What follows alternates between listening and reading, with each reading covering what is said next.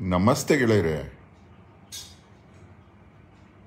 ಚಿಕ್ಕ ವಯಸ್ಸಲ್ಲಿ ನಮ್ಮ ತಾತ ಒಂದು ಮಾತು ಹೇಳೋರು,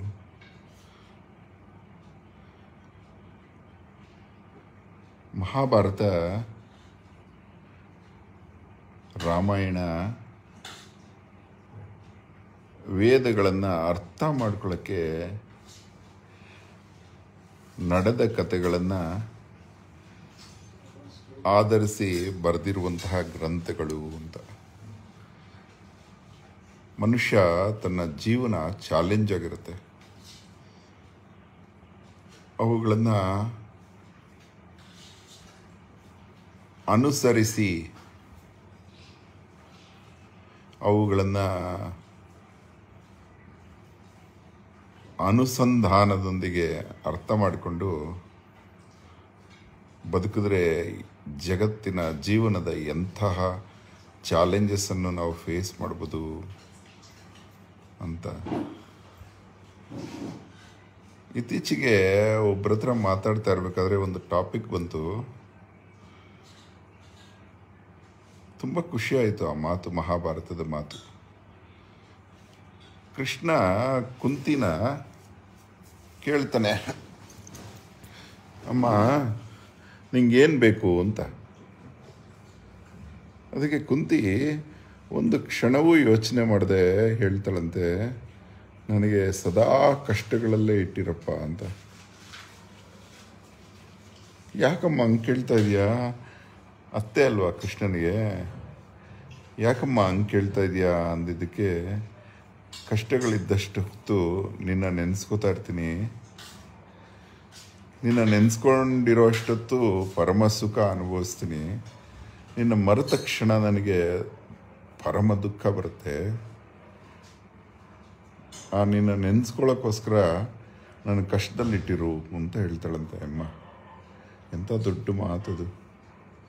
ಕಷ್ಟದ ಬೆಲೆ ಸುಖಕ್ಕೆ ಸಂಬಂಧ ಕಟ್ಟಿದಾಳ ಅಮ್ಮ ನೋಡು, ಎಂಥ ಅದ್ಭುತ. ಇವಾಗ ಏನಿದ್ರ ಅರ್ಥ ಅಂತ ಈ ವಯಸ್ಸಲ್ಲಿ ಗೊತ್ತಾಗ್ತದೆ. ಹೆಂಗೆಂದರೆ, ಗಡಿಯಾರದ ಪೆಂಡಿಲಮ್ ಆ ಕಡೆ ಈ ಕಡೆ ಹೋರಾಡ್ತಾ ಇರುತ್ತೆ, ಓಲಾಡ್ತಾ ಇರುತ್ತೆ. ಟಿಂಗ್ ಟಾಂಗ್ ಡಿಂಗ್ ಡಾಂಗ್ ಡಿಂಗ್ ಡಾಂಗ್ ಅಂತ. ಅಂದರೆ ಡಿಂಗ್ ಅಂದರೆ ಸುಖ, ಡಾಂಗ್ ಅಂದರೆ ದುಃಖ ಅಲ್ವಾ. ಒಂದು ಪರ್ಟಿಕ್ಯುಲರ್ ಟೈಮಲ್ಲಿ ನಿಂತೋಗುತ್ತೆ ಪೆಂಡಿಲಮ್. ನಿಂತೋದ ತಕ್ಷಣ ಸೆಂಟ್ರಲ್ಲಿ ಬಂದು ಕೂತ್ಕೊಳ್ಳುತ್ತೆ. ಆ ಸೆಂಟರ್ ಅನ್ನೋದೇ ಸುಖ. ಅಂದರೆ ಸುಖ ದುಃಖದ ನಡುವೆ ಸುಖ ಇದೆ ಅಂತ. ಅಂದರೆ ದುಃಖದಲ್ಲೂ ಸುಖ ಇದೆ, ಸುಖದಲ್ಲೂ ಸುಖ ಇದೆ. ಮತ್ತು ಹಾಗೆ ಪೆಂಡಿಲಮ್ಮು ದ್ವೇಷ ಮತ್ತು ಪ್ರೇಮದ ನಡುವೆ ಓಲಾಡ್ತಾ ಇರುತ್ತೆ. ದ್ವೇಷ, ನೀವು ಯಾರನ್ನೇ ಇಷ್ಟಪಡಿ ಅವ್ರು ನಿಮ್ಮನ್ನು ಪ್ರೀತಿನೂ ಮಾಡ್ತಾರೆ, ದ್ವೇಷನೂ ಮಾಡ್ತಾರೆ. ದ್ವೇಷ ಪ್ರೇಮದ ನಡುವೆ ಪೆಂಡಿಲಮ್ ನಡೀತಾನೇ ಇರುತ್ತೆ. ಅಯ್ಯೋ ದ್ವೇಷ ಮಾಡ್ತಾರೆ ಅಂದರೆ ಪ್ರೀತಿಸಲ್ಲ ಅಂತ ಅರ್ಥ ಅಲ್ಲ, ಪ್ರೀತಿಸ್ತಾರೆ ಅಂದರೆ ದ್ವೇಷ ಮಾಡಲ್ಲ ಅಂತಲೂ ಅರ್ಥ ಅಲ್ಲ. ಯಾರಾದರೂ ದ್ವೇಷ ಮಾಡಿದ್ರೆ ಪ್ರೀತಿಸ್ತಾ ಇದ್ದಾರೆ ನಿಮ್ಮನ್ನು ಅಂತ ಅರ್ಥ. ಯಾರಾದರೂ ಪ್ರೀತಿ ಮಾಡಿದ್ರೆ ನಿಮ್ಮನ್ನು ದ್ವೇಷ ಮಾಡೋ ಅರ್ಹತೆ ಅವ್ರಿಗಿದೆ ಅಂತ ಅರ್ಥ. ನಿಮಗೆ ದ್ವೇಷನೂ ಮಾಡಬಾರ್ದು, ಪ್ರೀತಿನೂ ಮಾಡಬಾರ್ದು ಅಂದರೆ ಗೀತೆಲ್ಲ ಮತ್ತೆ ಅದು ಬರುತ್ತೆ. ನಮೇ ದ್ವೇಷೋಸ್ತಿ ನ ಪ್ರಿಯ, ದ್ವೇಷನೂ ಇಲ್ಲ ನಿನ್ನ ಮೇಲೆ ಪ್ರೀತಿನೂ ಇಲ್ಲ ಅಂತ ಹೇಳ್ತಾನೆ ಕೃಷ್ಣ. ನನಗೆ ಯಾರ ಮೇಲೂ ದ್ವೇಷನೂ ಇಲ್ಲ ಪ್ರೀತಿನೂ ಇಲ್ಲ ಅಂದರೆ ನಾನು ಪೆಂಡಿಲಮ್ಮಲ್ಲಿ ಸೆಂಟರ್ ಪಾಯಿಂಟಲ್ಲಿದ್ದೀನಿ. ಅಂದರೆ ಸಮ ಪ್ರೀತಿ ಇದೆ. ದ್ವೇಷ ಇಲ್ಲ ಪ್ರೀತಿ ಇಲ್ಲ ಅಂದರೆ ಉಳಿಯೋದು ಪ್ರೀತಿ, ಪ್ರೇಮ ಸೆಂಟ್ರಲ್ಲಿ ಉಳ್ಕೊಳ್ಳುತ್ತೆ. ಹಾಗಾಗಿ ಆ ಕುಂತಿಯ ಮಾತು ನನಗೆ ಸತತವಾಗಿ 4 ದಿವಸದಿಂದ ಕಾಡ್ತಾ ಇದೆ. ಆ ಭಗವಂತನನ್ನು ನೆನೆಸ್ಕೊಳ್ಳೋಕ್ಕೆ ನಮಗೆ ನಿತ್ಯ ಕಷ್ಟ ಬೇಕು. ನಿತ್ಯ ಕಷ್ಟ ಬಂದಾಗ ಮಾತ್ರ ನಾವು ಭಗವಂತನ ನೆನೆಸ್ಕೊತಾನೇ ಇರ್ತೀವಿ. ನೀವು ಅನ್ಬೋದು, ಇಲ್ಲ ಸರ್ ನಾವು ದಿನ ದೇವರು ದೇವರು ಅಂತ ಇರ್ತೀವಿ, ದೇವರು ನೆನೆಸ್ಕೊತಾ ಇರ್ತೀವಿ ಅಂತ.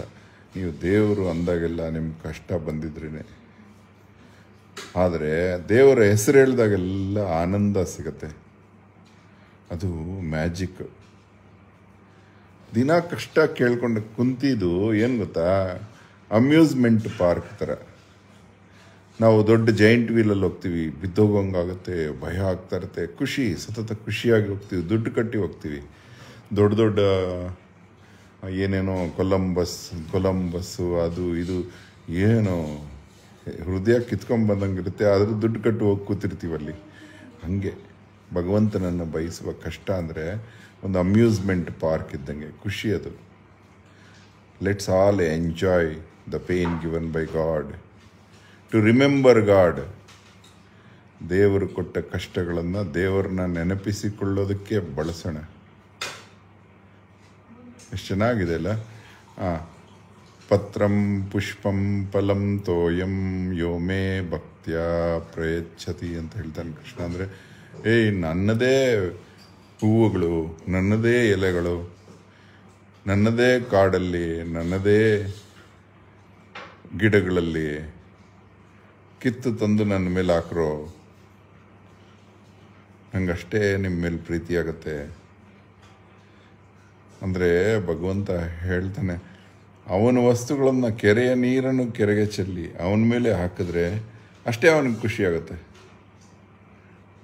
ಅದನ್ನು ಮಾಡೋಣ. ಲೆಟ್ಸ್ ಎಂಜಾಯ್ ದ ಪೇಯ್ನ್ಗೆ ಹೆದರುವುದು ಬೇಡ.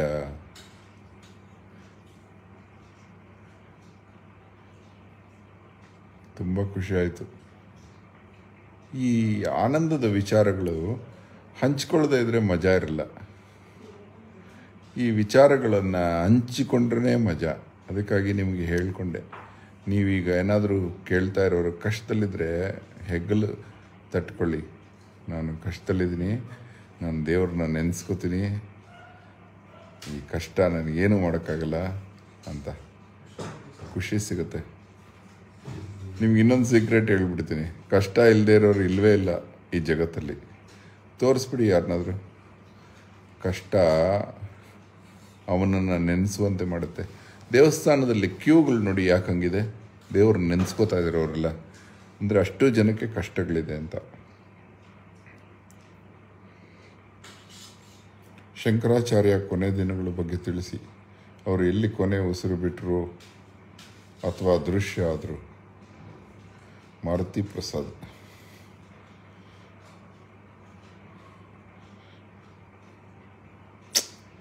ಏನೇನೋ ಮಾತಾಡ್ತಿರಲ್ರು. ದೇಹ ಅಂದಮೇಲೆ ಕಾಣುವುದೆಲ್ಲ ನಶಿಸಲೇಬೇಕು. ದೇಹ ಕಾಣುವುದು. ಶಂಕರಾಚಾರ್ಯರು ದೇಹ ಅಲ್ಲ, ದೇಹದಲ್ಲಿದ್ದವರು. ನೀನು ನಾಶವಾಗುವುದಿಲ್ಲ, ಅವರು ನಾಶವಾಗಲಿಲ್ಲ. ಅವರು ಕಾಣೆಯಾಗಿದ್ದು ನೀನು ಕಾಣೆಯಾಗ್ತೀಯ. ದೇಹ ಮಾತ್ರ ಸಾಯುತ್ತೆ.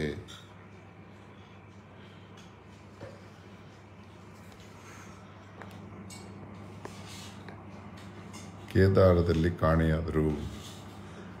ಕೇದಾರ ಅಂದರೆ ಭತ್ತದ ಹೊಲ. ಭತ್ತವನ್ನು ಕೇದಾರ ಅಂತಾರೆ. ಕೇದಾರ ಅಂದರೆ ನಾವು ತಿನ್ನುವ ಭತ್ತದಲ್ಲಿ ಸೇರಿದ್ರು ಅಂತ ಅರ್ಥ. ಅಂದರೆ ಫುಡ್ ಸೈಕಲ್. ಬೇಸಿಕ್ ಏನು? ಅನ್ನ ಪರ್ಜನ್ಯಾದನ್ನ ಸಂಭವ. ಮಳೆಯಿಂದ ಅನ್ನ ಬರುತ್ತೆ. ಕೇದಾರದಲ್ಲಿ ಲೀನವಾದರು ಶಂಕರಾಚಾರ್ಯರು. ಅಂದರೆ ನಾವು ತಿನ್ನುವ ಅನ್ನದಲ್ಲಿ ಲೀನವಾದರು. ಅನ್ನದಿಂದ ರಕ್ತ, ಮಾಂಸ, ಮಜ್ಜ ಎಲ್ಲವೂ ಆಗಿ ವೀರ್ಯವಾಗಿ, ಹೆಣ್ಣಿನ ಶೋಣಿತವಾಗಿ, ಮಗುವಾಗಿ, ಪ್ರಾಣಿಯಾಗಿ, ಪಕ್ಷಿಯಾಗಿ ರೀಸೈಕಲ್ ಅದು. ಕೊನೆಗೆ ಅನ್ನವಾಗುವುದು, ಇನ್ನೊಬ್ಬರಿಗೆ ಅನ್ನವಾಗುವುದು. ಅನ್ನ ಎಷ್ಟು ಚೆನ್ನಾಗಿದೆಯಲ್ಲ. ಶಂಕರಾಚಾರ್ಯರು ಅನ್ನವಾದರು, ಕೇದಾರವಾದರು. ಅನ್ನ ಆಗೋದು ಅಂದರೆ ಏನು? ಅಣ್ಣ, ಕನ್ನಡದ ಅಣ್ಣ, ತೆಲುಗಿನ ಅನ್ನ, ನಮ್ಮೆಲ್ಲರಿಗೂ ಅಣ್ಣ ಆದರು. ಹಣ್ಣಾದರು 32 ವರ್ಷಕ್ಕೆ. ಭಾಷೆ ಎಷ್ಟು ಚೆನ್ನಾಗಿದೆ.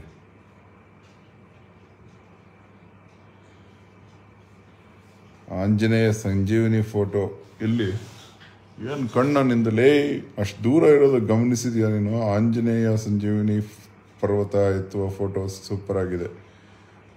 ಏನು ಗಮನಿಸ್ತೀರ ನೀವೆಲ್ಲ?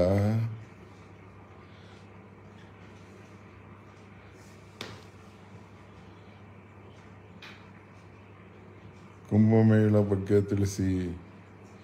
ಗೂಗಲ್ ಇದ್ರು ಪ್ರಾಣ ತಿಂತಿರಲ್ರು. ಗೂಗಲ್ ಗುರುವೇ, ಗೂಗಲ್ ಗುರುವೇ.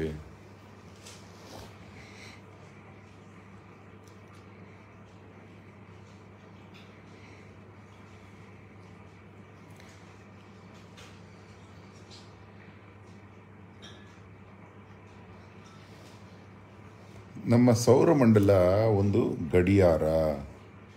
ಗಡಿಯಾರದ ಮಧ್ಯೆ ಸೂರ್ಯ ಇದ್ದಾರೆ. ಗಡಿಯಾರದ ಮುಳ್ಳುಗಳೇ ಗ್ರಹಗಳು. ಗಡಿಯಾರದ ಮುಳ್ಳುಗಳಲ್ಲಿ ಪ್ರತಿ ಸಲ ಗುರು ಒಂದು ಪ್ರದಕ್ಷಿಣೆ ಹಾಕ್ತಾರೆ. 12 ವರ್ಷಕ್ಕೆ ಒಂದು ಪ್ರದಕ್ಷಿಣೆ, ಅಂದರೆ ಒಂದು ರಾಶಿಗೆ 1 ವರ್ಷ. ಶನಿ 30 ವರ್ಷಕ್ಕೆ ಒಂದು ಪ್ರದಕ್ಷಿಣೆ ಆಗ್ತಾನೆ, ಒಂದು ರಾಶಿಗೆ 2.5 ವರ್ಷ. ಎಷ್ಟು ಚೆನ್ನಾಗಿದೆ ನೋಡ್ರು ಕತೆ. ಹಾಗೆ ಶನಿ ಮತ್ತು ಗುರುಗಳು ಇದ್ದದ ಜಾಗದಕ್ಕೆ ಮತ್ತೆ ಮರಳಲು ಬೇಕಾಗುವುದು 144 ವರ್ಷ. ಶನಿ 12 ವರ್ಷಗಳಿಗೆ ಒಂದು ಪ್ರದಕ್ಷಿಣೆ ಹಾಕಿ ಹಾಗೆ 12 ವರ್ಷಗಳು ಮಾಡಿದ್ರೆ ಅದು 144 ವರ್ಷ ಆಗುತ್ತೆ. ಹಾಗೆ 144 ವರ್ಷಗಳಿಗೆ ಬರುವ ಮೇಳವನ್ನು ಮಹಾಕುಂಭ ಮೇಳ ಅಂತ ಕರೀತಾರೆ.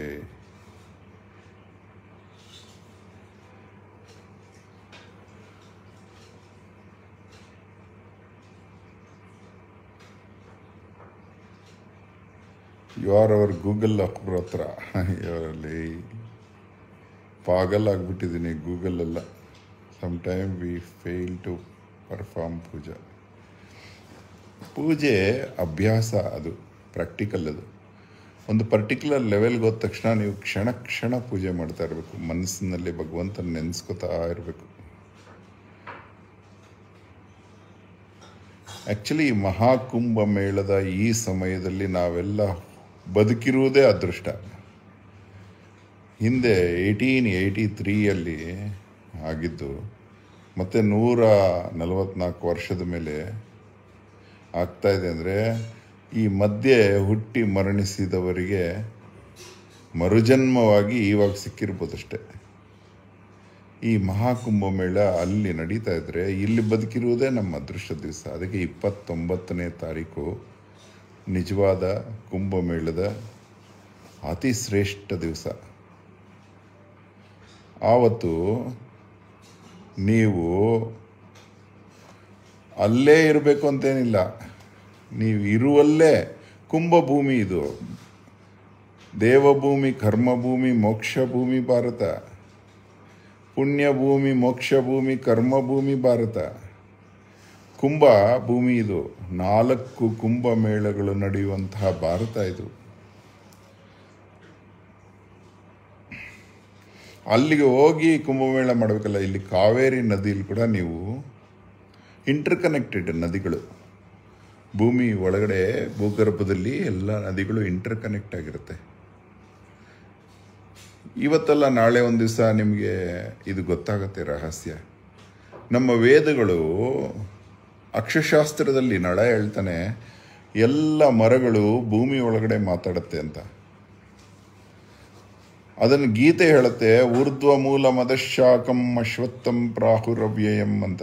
ಅಂದರೆ ಮರಕ್ಕೆ ತಲೆ ಕೆಳಗಡೆ ಇದೆ, ಕಾಲು ಮೇಲಿದೆ. ನಾವೆಲ್ಲ ಮರಗಳನ್ನು ನೋಡ್ತಾ ಇದ್ದೀವಲ್ಲ, ಅದರ ತಲೆ ಭೂಮಿ ಒಳಗಡೆ ಇದೆ. ಮದರ್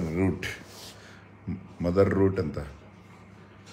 ಬೇರುಗಳೇ ತಲೆ ಮರಕ್ಕೆ, ಕಾಲುಗಳೇ ಎಲೆಗಳು. ಹಾಗಾಗಿ ಹೇಗೆ ಮರಗಳೆಲ್ಲ ಭೂಮಿ ಒಳಗಡೆ ಮಾತಾಡ್ಕೊಳತ್ತೋ ಹಂಗೆ ನದಿಗಳೆಲ್ಲ ಭೂಮಿ ಒಳಗಡೆ ಸೇರುತ್ತೆ. ಹಾಗಾಗಿ ಆ 29ನೇ ತಾರೀಕು ನೀವು ಕಾವೇರಿಯಲ್ಲಿ ಮಿಂದರು, ಗೋದಾವರಿಯಲ್ಲಿ ಮಿಂದರು, ಕೃಷ್ಣೆಯಲ್ಲಿ ಮಿಂದರು, ಪಂಚನದಿ ನಿಮಗೆ ಕುಂಭಮೇಳದ ಅದೃಷ್ಟ ಸಿಗುತ್ತೆ. ಇರುವವರು